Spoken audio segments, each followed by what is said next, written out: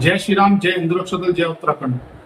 देवभूमि देहरादून पटेल नगर थाने में एक बहुत बड़ी घटना हुई है, जिस घटना में दलबीर थापा एक युवक था जो मूल निवासी नेपाल का था। पिछले 15-20 साल से यहीं पे रह रहा था, अपना जीवन पालन कर रहा था। ना कोई परिवार था, ना कोई भाई थी, ना कोई बहन था, और अपना जीवन बिता रहा था।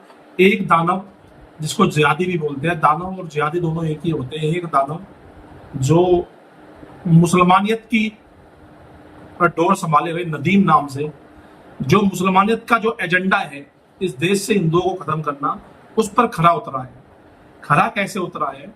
इस दलबीर थापा नामक युवक को इस नदीम ने इस कदर मारा है कि जब तक उसे ये महसूस नहीं हो गया कि यह व्यक्ति मर गया है, तब तक उसको मारा है।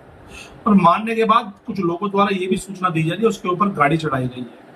देखिए, देवभूमि देहरादून में, आप सब देवभूमि देहरादून में हो और देख रहे हो किस तरह से मुसलमान एक युवक को, एक 30 से 35 साल के युवक को इतनी बुरी तरह मारता है कि आज वह युवक दून हॉस्पिटल में, जब मैं उससे 2 घंटे पहले मिला, तो दून हॉस्पिटल में जिंदगी और मौत के बीच लड़ रहा है। और जिंदगी और मौत के बीच इतना ही फर्क है उसका, जितना फर्क इंसान के पैदा होने में होता है। डॉक्टरों ने 95% डेड घोषित कर दिया है। डॉक्टर ने बोला चांसेस बहुत कम है, 5% वो व्यक्ति बचता है। पुलिस ने तत्परता दिखाते कार्रवाई भी की। पुलिस ने जो किया वह संतोषजनक था, मगर संतोषजनक के साथ मगर पूर्ति करने वाला नहीं था। पूर्ति करने वाला तो ये होता, तब हिंदू समाज की पूर्ति होती अगर उस व्यक्ति की गिरफ्तारी से पहले उसकी दुकान पर बुलडोजर चल जाता, उस व्यक्ति की गिरफ्तारी से पहले उसके मकान पर बुलडोजर चल जाता। इससे हिंदू समाज बहुत रोष में है। और कल हिंदू रक्षा दल उत्तराखंड ने एक आह्वान किया है कि कल 2 बजे सभी एसएसपी कार्यालय पहुंचे और इस जिहादी नदीम के खिलाफ एक ऐसी मिसाल हिंदू समाज देगा। इसकी दुकान व इसके मकान पर बुलडोजर। देखिए किस तरह से इस बच्चे को, 35 से 40 साल के बीच का ये लड़का है, इसको मारा गया है, और ये जिंदगी और मौत के बीच में दून हॉस्पिटल में। क्या इसका दोष ये था ये हिंदू है? क्या इसका दोष ये था इसका कोई परिवार वाला नहीं है?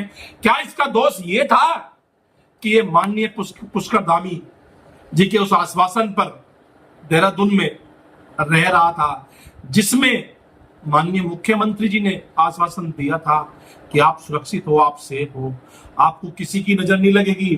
क्या इसका ये दोष था कि यहाँ पर एक ईमानदार एसएसपी अजय सिंह जी रहते हैं, उनके कार्यकाल में ये व्यक्ति अपना जीवन पार्जन कर रहा था? कितनी दुखद घटना है। एक शेर जैसा कप्तान मिलने के बाद, एक भगवान जैसा मुख्यमंत्री मिलने के बाद, विधर्मी और मुसलमान कितनी ताकत दिखा रहा है कि एक युवक को इस तरह मार रहा है। मेरी प्रशासन से यह विनती है और मेरा पुलिस प्रशासन से अनुरोध है, ऐसे दुर्दांत मुसलमान को वो सजा दी जाए जिस सजा का वो हकदार है, और जो उसकी 7 पुश्ते सोचे। किस कदर इस बच्चे को मारा गया है कि 4 दिन से उस बच्चे की आंख नहीं खुल रही। पूरा हिंदू समाज इस समय आहत है, क्योंकि आहत इसलिए है जब इस व्यक्ति को, जिसका किसी से कोई मतलब नहीं था, इतना मारा गया। तो आप सब कल्पना कीजिए जो इस हिंदू समाज के लिए इन मुसलमानों से लड़ रहे हैं। देखिए अब बात आती है भाई, जो इस हिंदू समाज के लिए मुसलमानों से लड़ रहे हैं, जिनकी फोटोएं कश्मीर तक ये मुसलमान वायरल कर रहे हैं, उनका ये क्या हश्र करेंगे। हमें डर नहीं है, ना हमें भय है, मगर मैं माननीय मुख्यमंत्री पुष्कर धामी जी से और शहर कप्तान अजय सिंह जी से यह अनुरोध करना चाहता हूं कि इनके खिलाफ एक ऐसी मिसाल पैदा कीजिए जिससे इनकी आने वाली पुश्तें भी सोचे कि किसी हिंदू को मारने से पहले क्या अंजाम होना चाहिए। और यह घटना देवभूमि देहरादून में हुई है, यह बहुत बड़ी घटना है। इसको मैं फिर से दोहराना चाहूंगा कि हिंदू रक्षा दल कल एसएसपी कार्यालय का घेराव करेगा और एसएसपी साहब से मांग करेगा कि इसकी दुकानों का ध्वस्तीकरण हो, इसकी दुकानों पर बुलडोजर चले, इसकी सोच पर बुलडोजर चले, इसके मकान पर बुलडोजर चले। अगर इसकी सोच और इसके मकान पर बुलडोजर चलेगा तो इनके इरादों पर बुलडोजर चलेगा।